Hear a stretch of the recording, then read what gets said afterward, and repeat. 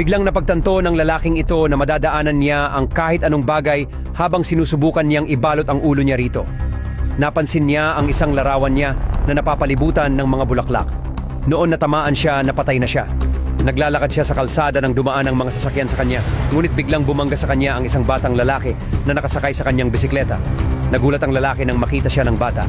Nang sabihin sa kanya ng lalaki na siya ay isang multo, natakot ang bata at tumakbo palayo.